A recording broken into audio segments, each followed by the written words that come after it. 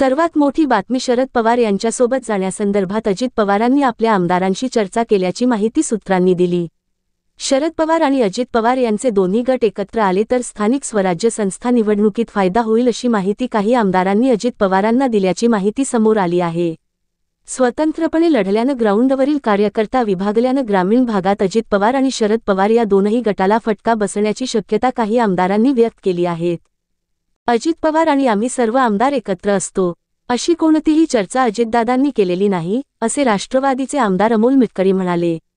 आजच्या बैठकीत किंवा कोणत्याही बैठकीत अशी चर्चा झाली नाही, आमच्या कानापर्यंत अशी चर्चा आली नाही, असे शरद पवारांच्या राष्ट्रवादीचे नेते मेहबूब शेख म्हणाले।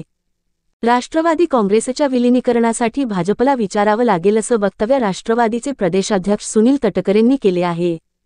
अद्याप राष्ट्रवादीच्या दोन गटांच्या विलीनीकरणाची चर्चा नाही असं ते म्हणालेत। आम्ही एनडीएमध्ये आहोत, यांनाही एनडीएमध्ये राहावं लागेल असं त्यांनी म्हटलं आहे। शीर्ष स्तरावर विलीनीकरणाची चर्चा झाली नाही, सुरूही नाही असंही तटकरेंनी म्हटलं आहे। दरम्यान दोन्ही राष्ट्रवादी एकत्र येणार अशा चर्चा मागील अनेक दिवसांपासून राजकीय वर्तुळात सुरू आहेत। मात्र आता दादांच्याच राष्ट्रवादीतच विलीनीकरणावरून मतभेद असल्याची माहिती मिळते। शरद पवारांच्या राष्ट्रवादीला सोबत घेण्यास दादांच्या राष्ट्रवादीमधील दोन नेत्यांनी विरोध केल्याची माहिती आहे। पक्षात दोन सत्तास्थानं नको म्हणून अशी भूमिका दादांच्या राष्ट्रवादीमधील वरिष्ठ नेत्यांनी घेतली।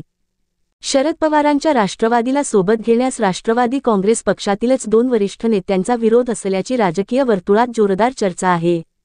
पक्षात दोन सत्तास्थान नको, पक्षातील वरिष्ठ नेत्यांची भूमिका आहे। प्रदेशाध्यक्ष सुनील तटकरे आणि खासदार प्रफुल्ल पटेल यांच्याकडून विरोध होत असल्याची चर्चा आहे। दोन्ही राष्ट्रवादी एकत्र आल्यास केंद्रात प्रफुल्ल पटेल आणि सुप्रिया सुळे यांच्यात मंत्रिपदावरून रस्सीखेच निर्माण होण्याची शक्यता आहे।